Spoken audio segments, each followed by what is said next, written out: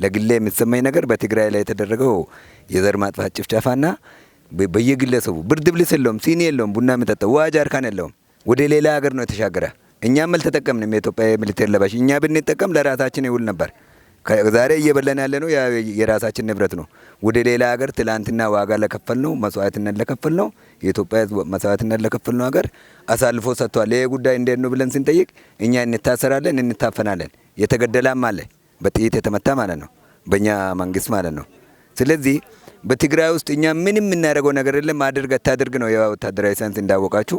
በዛ ጉዳይ ነው የመጣነው። ሁኔታውን ጠልቀን ስናይ የትግራይ ህዝብ ለምንድን ነው ለአዛውንቶች እኛ ከኪሳችን 30 ብር አውጥተን ወደ 2 ሚሊዮን ብር ተብሎ ደርሷቸዋል። አልደረሰም አናውቅም። በጣም አቅማቸው ላልቻሉ ለአዛውንቶች አይተናቸዋል። ፍየላቸው፣ በጋቸው፣ ዶሮአቸው፣ ምናቸው በቃ ትግራይ ራቁቷን ቀርታለች። ሁሉ ተዋጊ ኃይል አይደለም። ትግራይ ደግሞ ድሮ እንደታወቀ ተዋጊ ሀገር ነው። ጠላትን ያባረረ ነው፣ ያሰደደ ነው። እንኳን ከሀገር አልፎ ወደ ሌላ ሀገር የላከ ነው። አንድ ተደምረን ነው ግን አንድነታችን የለየው መንግስት። ምክንያቱን አላወቅንም። እንደ ራሴም እንደ ሰራዊትም ልዩነቱ እዚህ መኪናዎች የተቃጠሉበት ከአብይ አዲ መተ የሆነች ከተማ አለች። እሷን አልፈ እንዲህ ወደ ፒስታ ወደ እንትን መገንጠያ አይደለም፣ እቺ አማራ ድንባር ተከዜ መገንጠያ ፒስታው መንገድ እዛው 31ኛ ክፍለ ጦር ወደ ሌላ ሀገር ትሄዳላችሁ አለን። ግዳጅንም አናውቅም ብለን በመኪና ስንወጣ አብይ አዲ ላይ 3 ቀን አሳደረን። አይ የሆነ ጠላት አለ እዚህ፣ ጠላት ያለውን የጠላት ሁኔታ አይተን ከዛም በኋላ ነው የምንሄደው ቅያሬ ብሎ አመጣን። ሰው ጦሩ ደስተኛ አይደለም፣ ይታመሳል፣ እርስ በራሱ ይባላል። ለምንድን ነው እንደዚህ የምንሆነው? በቃ እኛ ከትግራይ ህዝብ ጋር መታገል መዋጋት የለብንም ይላል የተራ ጦር። አመራሩ ደግሞ ለእኛ ምስጢሩን አይነግርም። ሌላ ቦታ ተናግሮ ተዋይቶ ይመጣሉ። ከዛም በኋላ ከጠዋቱ በ11 ከጠዋቱ 3 ሰዓት እዛ ጋር አደረሱን። ሰኔ 11 ካደረሱ በኋላ የሆነ ተኩስ ወደኛ ይለወጣል። መኪና ላይ ያለን ማለት የምንሄድበት አናውቅም። 2013 ዓ.ም ሰኔ 11 ቀን ማለት ነው። ከዛ ሲከፈት እኔ አሁን እንደራሴ በጤና ባለሙያ ነበርኩ። ምንም አላውቅም። ሁሉም ሰው ሮጠ። እኔ በድንጋይ ስር ተደበቅኩ። ከተደበቅኩበት ሁሉም ሰው ጥሎኝ ሄደ። እግዚአብሔር አምላክ ሲያተርፈኝ ጥይት ይተኮሳል፣ ይሄም ይተኮሳል፣ ያኛውም ይተኮሳል። ያ ሁለቱም ለመገዳደል ስለቆመ ወንድም ለወንድም ቢሆንም ለመገዳደል ስለቆመ ስንሄድ በቃ እግዚአብሔር ስለረዳኝ ጥይት እየተተኮሰብኝም እንደራሴ ግፍ ስለሌለኝ ማለት ነው። እንደሚያውቀው እንደራሴ ግፍ ስለሌለኝ ጥይት በእኔ ላይ ሲተኮስ ደረስኩ። ከቆምኩ በኋላ ምንም አይነት የተደረገ አይልም። በጣም ምርጥ ነው።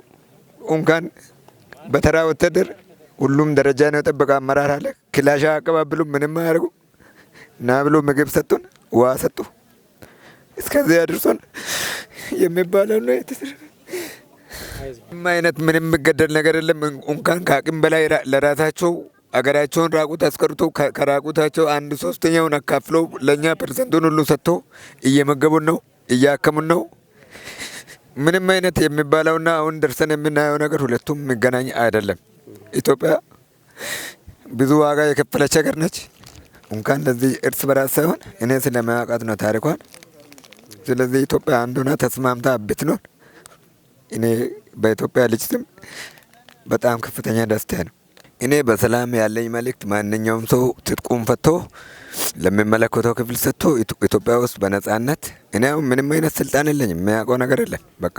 ስለዚህ መንግስት ተወያይቶ በሚመራው በገዢ መንግስት ተወያይቶ በሚመራው ሁሉም ሰው ትጥቁን ፈቶ ማንኛውም ደግሞ ታላሚም ሆነ ሌላ ትውልድ የሚማረው ህዝብ ወደ ጦርነት እንዳይገባ መንግስት ደግሞ በአገር ደረጃ እንደዚህ ክልልን ሳያካፍል በአገር ደረጃ እንደዚህ አይነት ችግር አለ ካለ እኔም ተመልሼ በአገር ደረጃ ከአንተ ቆጥሮ ጠቅላላ ሆል ኢትዮጵያ ውስጥ ችግር አለ ከተባለ ሁሉም እንደሚነሳ እሱን አሳስባለሁ። ሁለተኛ ይሄ ጦርነት እኔ የሚያውቀው ጉዳይ አይደለ ነው።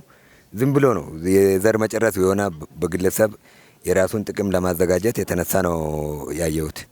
ስለዚህ ከአሁን ሰዓት ጀምሬ እኔ ከዚህ ህዝብ ጋር ምንም አይነት ማንኛውም ሰው ወደዚህ አይኑን የሚያይ ካለ እኔ ይህንን መልእክት አስተላልፋለሁ። ስለዚህ ከዚህ የበለጠ ብቃት፣ ከዚህ የበለጠ ሞራል፣ ከዚህ የበለጠ ጸጋ፣ ክብር ያጎናጽፋችሁ ሰውን አልነካችሁም። እኔ አሁን ደቡብ ህዝብ ነኝ። ደቡብ እኔን የነካ ሰው ማንም የለም። ከትግራይ ሄዶ በእኔ ቤት ተከራይቶ ወርቅ የሚሰሩ ትግሬዎች አሉ። በራሴ ቤት ከተማ ውስጥ ማለት ነው። ከነሱ ጋር በጣም ፍቅር ነኝ። ምንም አንደራረግም። ስለዚህ ይህን ሁሉ ፍቅር የሚያደርገው ይሄ መንግስት ነው።